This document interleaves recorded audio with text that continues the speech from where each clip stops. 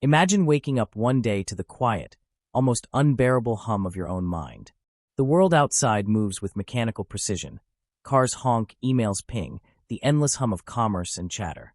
But inside, you feel a peculiar void, an emptiness that is neither physical nor emotional, yet it gnaws at you relentlessly. You remember moments of laughter, fleeting joys, the warmth of connection, but they now feel distant, like echoes from a life you once knew but can no longer reach. Why does pleasure, something so instinctively sought after, often feel so hollow? Why does a pursuit meant to invigorate life leave you, paradoxically, more fatigued, more disoriented, more detached? Is it the modern world's fault, with its incessant bombardment of stimuli and shallow gratification? Or is there something more insidious lurking within, hidden in plain sight, shaping your desires before you even realize they exist? Consider this. Every smile you chase, every thrill you indulge carries a shadow. You may find momentary satisfaction in a delicious meal, the buzz of social approval, the fleeting victory of accomplishment. But as quickly as it arrives, it dissipates, leaving behind a subtle tension, a question that refuses to be silenced.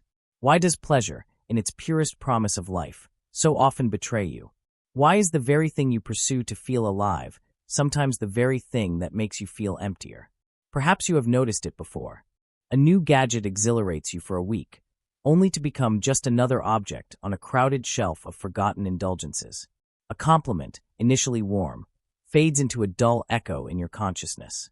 Even relationships, the supposed sanctuary of connection and intimacy, can feel transactional, contingent, fleeting. And yet, you continue chasing, as if the next experience, the next taste, the next thrill, will finally satisfy the unquenchable hunger you sense but cannot define. This is the paradox. Pleasure is both our deepest human instinct and our most dangerous illusion. Philosophers have long wrestled with it. Schopenhauer described life as a pendulum swinging between pain and boredom, suggesting that pleasure is merely the brief suspension of suffering, never a lasting state. Jung would remind you that the shadows you ignore, your hidden desires, the unconscious pulls and pressures, shape how you pursue joy, often in ways you are blind to. And Viktor Frankl, observing life in its most extreme circumstances, noted that meaning, not pleasure, is what sustains human existence. Yet somehow, the promise of pleasure remains irresistibly alluring, a siren song we are both drawn to and betrayed by. And here lies the urgent question, the one that refuses to leave your mind. What if everything you thought you knew about pleasure, the way to attain it, the way to experience it, was incomplete, even misleading? What if the fleeting bursts of happiness you chase are merely shadows, reflections of something more profound that you have yet to understand? What if the true transformation of your life isn't about maximizing pleasure, but about understanding it at a level that defies instinct, culture, and habit? Can you imagine it? The possibility that the restless yearning inside you, the subtle dissatisfaction, the sense of missing something vital, is not a flaw or failure, but a signal?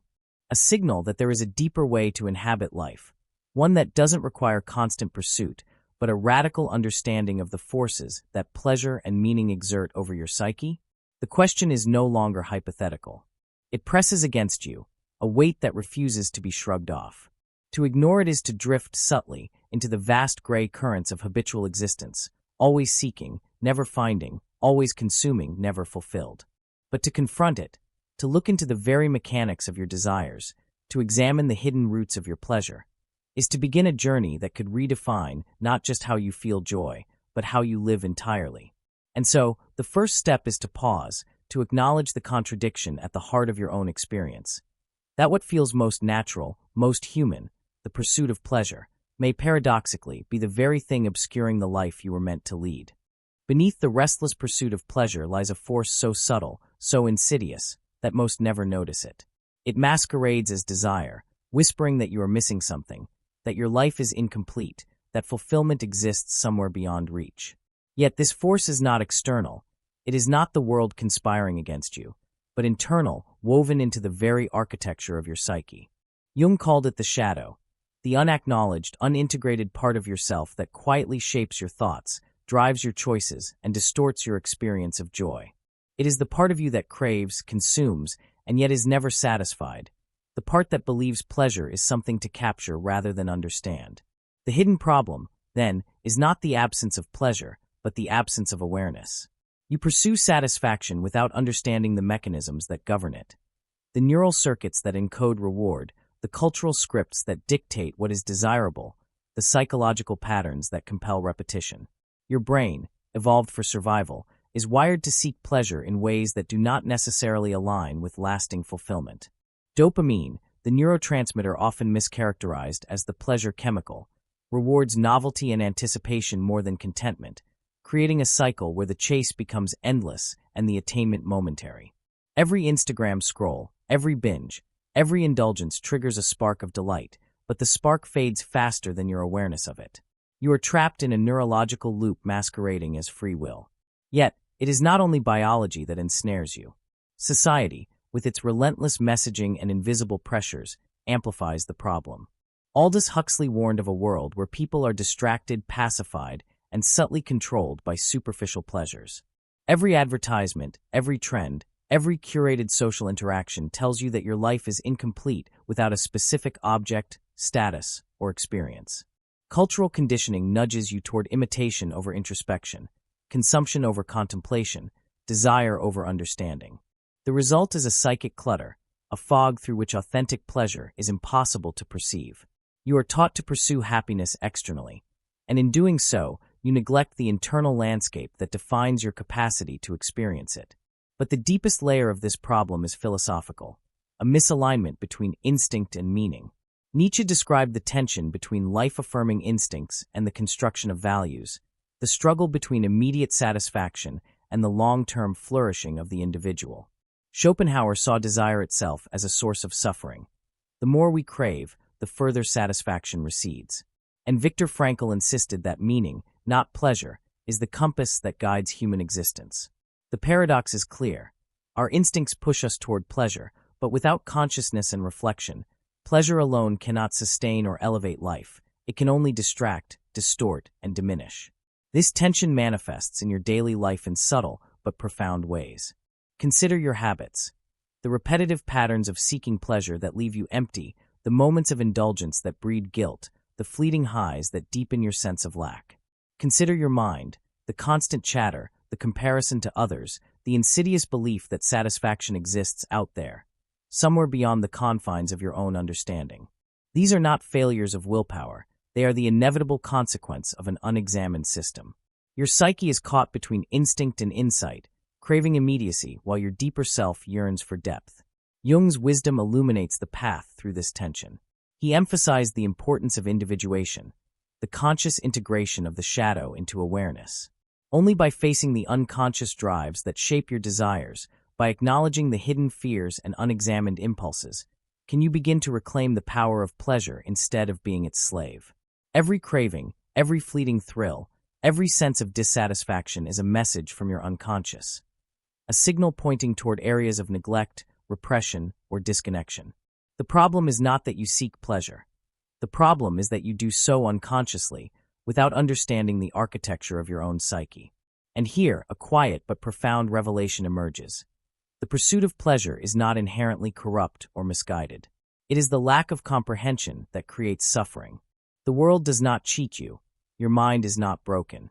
Rather, the system of instincts, cultural conditioning, and unexamined patterns has created a trap so seamless that you rarely recognize it.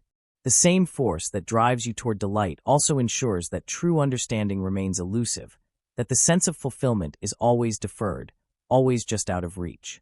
Imagine, for a moment, that the restlessness you feel is a map, not a problem. Every impulse, every craving, every disappointment in pleasure is a signpost pointing toward the uncharted territories of your own consciousness. To understand pleasure is not merely to enjoy it more. It is to illuminate the hidden mechanisms of desire, to confront the shadows that shape your life, and to see the world with eyes unclouded by unconscious need.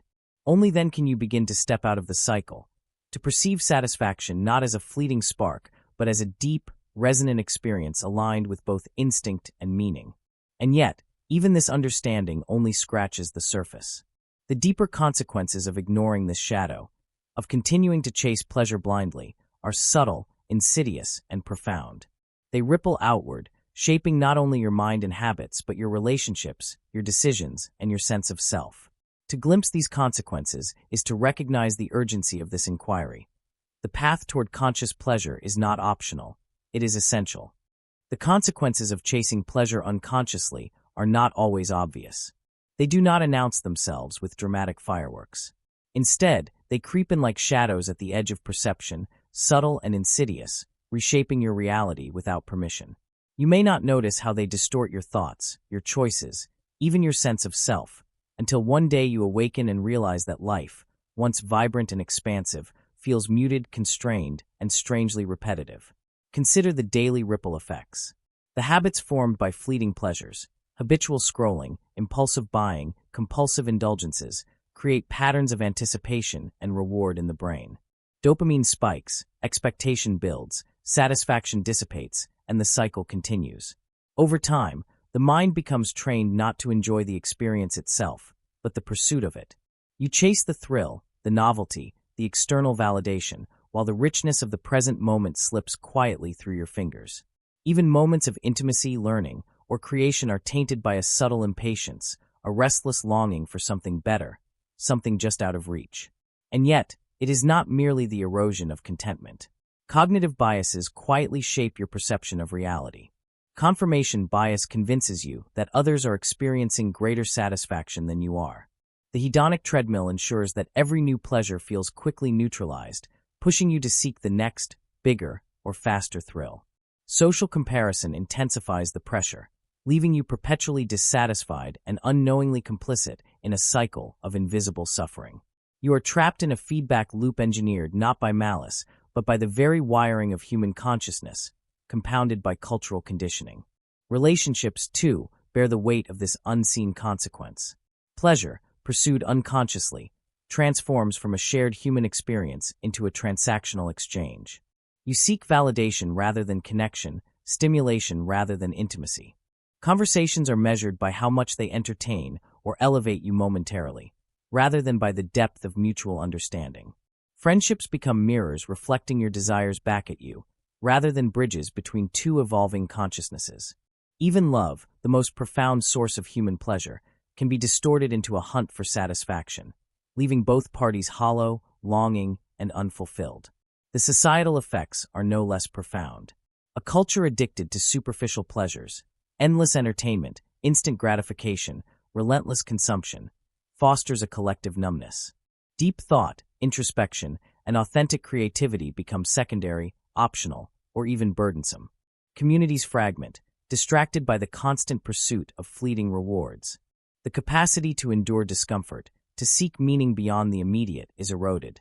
In such a society, the unconscious pursuit of pleasure does not merely shape individual lives. It reshapes the very fabric of shared existence, creating a landscape where depth, awareness, and reflection are increasingly rare. Neurology, too, underscores the subtle tyranny of this pattern. Repeated stimulation of pleasure pathways alters the brain's structure and chemistry. Tolerance builds. The same experiences no longer produce the same satisfaction. The mind craves more intense stimuli, yet the baseline of contentment is quietly lowered. Emotional resilience erodes. Minor frustrations feel unbearable, fleeting joys feel inadequate, and the capacity for sustained focus diminishes.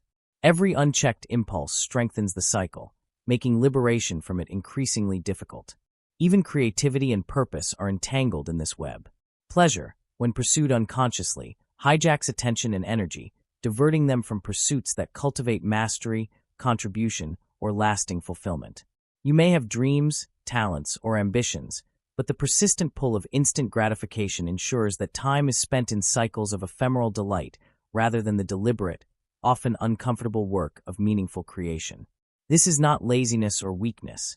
It is the very design of the mind, operating under its shadowed rules, unaware of its own limitations. Perhaps the most profound consequence is internal, the erosion of self-knowledge. When desire dominates consciousness without reflection, the boundary between genuine longing and conditioned craving blurs. You no longer know what you truly want. The self becomes a reactive entity, constantly seeking, consuming, and adjusting to external stimuli, rather than an intentional agent aware of its motivations, values, and potential. Every pleasure, once a signal of vitality, now becomes a mask for confusion. You pursue not life itself, but the appearance of being alive, mistaking motion for meaning. And yet, within this bleak landscape, there is a strange clarity. The very mechanisms that distort your life are also the mechanisms that can liberate it. Awareness of the unseen consequences. Recognition of the neurochemical loops, cognitive biases, social pressures, and unconscious drives is the first step toward breaking them. The hidden patterns no longer need to control you once they are illuminated. Every impulse, every craving, every shadowed desire can be transformed from a silent oppressor into a messenger, guiding you toward a life lived with intention rather than reaction. This realization is unsettling. It is a confrontation with the raw architecture of human existence, a recognition that the comfortable illusions of pleasure have been quietly dictating your experience of life. But it is also empowering. To see the unseen consequences is to reclaim the possibility of choice. The world has not trapped you entirely. The mind has not permanently chained you. You are confronted with a profound opportunity to break free from patterns that have been normalized, to question assumptions, and to transform the very way you engage with pleasure and meaning. The next step, though, requires courage and radical perspective. It demands a willingness to confront what has been ignored, to defy instinct, and to challenge the cultural and psychological forces that have shaped your unconscious pursuit. There is a path forward, but it will not be comfortable, and it will not be predictable. To escape the hidden web of consequences, you must first understand its threads, and only then can you weave a new fabric for your life. The first step toward breaking free is to stop running. The unconscious pursuit of pleasure has conditioned you to chase, to react, to seek fulfillment outside yourself, and to mistake motion for meaning. But liberation begins the moment you pause, the moment you confront the quiet hunger within without immediately trying to satisfy it. This is not resignation. It is the beginning of rebellion, a deliberate refusal to remain enslaved by instinct, habit, and societal pressure. To reclaim your life, you must become an observer of your own desire, a conscious navigator of the terrain of pleasure. Imagine, for a moment, that pleasure is not a reward but a teacher. Every fleeting satisfaction, every disappointment, every momentary thrill contains insight into your inner architecture. Jung would call this individuation, the conscious integration of unconscious drives into awareness. By observing your cravings without acting impulsively, by examining why certain pleasures captivate you while others leave you hollow, you begin to map the patterns that govern your mind. The rebellion is not against pleasure itself, but against unconsciousness, the surrender of your life to invisible forces. Historical examples illuminate this path. The Stoics, for instance, understood that external pleasures are unreliable and transient. Marcus Aurelius wrote that true power lies in self-mastery, in choosing how to respond rather than reacting to every impulse. Buddha observed that craving is the root of suffering, not the absence of enjoyment, and that awareness transforms desire into insight rather than enslavement. These thinkers offer more than moral instruction. They offer a methodology, awareness, reflection, and intentionality as tools to reclaim freedom. But rebellion also requires radical honesty. You must examine the illusions you have been nurturing. The belief that happiness exists outside your understanding, the notion that fulfillment is guaranteed by external experiences, the assumption that constant motion equals progress. Every time you chase novelty to fill an inner void, every time you look outward for validation, you are surrendering autonomy. Confronting this truth is uncomfortable. It feels unnatural at first, because for so long you have been trained to react rather than reflect, to consume rather than contemplate. Yet discomfort is precisely the doorway to transformation. Counterintuitive strategies can accelerate this shift. First, cultivate mindful pleasure. Engage deeply with one experience at a time. The taste of food, the warmth of sunlight, the sound of music, the texture of a word in a poem. Resist the urge to move on immediately, to compare, to evaluate. Let the experience exist fully in your consciousness. Neuropsychology confirms that attention itself magnifies satisfaction. The deeper your awareness, the more profound the experience. Second, embrace deliberate discomfort. Abstain, temporarily, from habitual pleasures. Reduce overstimulation. Limit inputs that perpetuate the cycle of shallow gratification. By doing so, you create mental space, an emptiness that is not void but potential. Here, you encounter yourself without distraction, and the unconscious patterns that once controlled you begin to reveal themselves. Third, align pleasure with purpose. Viktor Frankl's insight into meaning suggests that the deepest satisfaction arises when pleasure is a byproduct of engagement with what matters, creative expression, service to others, or the pursuit of personal mastery. A well-lived life is not one that maximizes transient thrills, but one that integrates joy with intentional action, transforming pleasure from distraction into signal, from addiction into guidance. Radical perspective shifts are also essential. Consider the paradox. To gain pleasure, you must first understand pain. To experience fullness, you must confront emptiness. To reclaim freedom, you must recognize constraint. This inversion is uncomfortable because it challenges instinctual reasoning, but it is precisely the path toward mastery. The rebellion is not a denial of desire. It is the conscious orchestration of desire, an elevation of instinct into insight. Practical tools reinforce this psychological work. Journaling your responses to pleasure, reflecting on the motivations behind cravings, and analyzing patterns over time allows unconscious forces to surface. Meditation or contemplative practice cultivates awareness of thought and sensation without immediate reaction. Even structured reflection, guided by philosophical inquiry or mentorship, provides the scaffolding for conscious choice in a world designed to keep you reactive. Stories of transformation illuminate what is possible. Those who have broken free from the tyranny of unconscious pleasure report an astonishing clarity. Relationships deepen, work becomes meaningful, creativity flourishes, and everyday experiences pulse with intensity previously unimaginable. The thrill of novelty no longer dominates because the richness of presence, of conscious engagement, surpasses it. Pleasure, once shallow and fleeting, becomes profound, integrated, and enduring. And yet, the rebellion is ongoing. Awareness is not a destination but a practice, a continuous dialogue between instinct and insight, desire and understanding. Every moment presents a choice, to react or to reflect, to chase or to comprehend. This is the essence of freedom, the act of reclaiming authority over your mind and through it your life. The forces that once enslaved you are not destroyed. They are acknowledged, integrated, and transformed into allies. Every craving becomes a teacher, every impulse a guide, every fleeting thrill a signal. The first steps are deceptively simple. Pause, observe, reflect, and act with awareness. The deeper work is subtle, demanding, and profoundly rewarding. As you cultivate conscious engagement with pleasure, you begin to experience life in a fundamentally different way.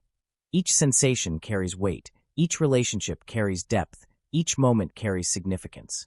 The rebellion is not dramatic. It is quiet, deliberate, and internal, but its consequences ripple outward, transforming perception, behavior, and ultimately the quality of your existence.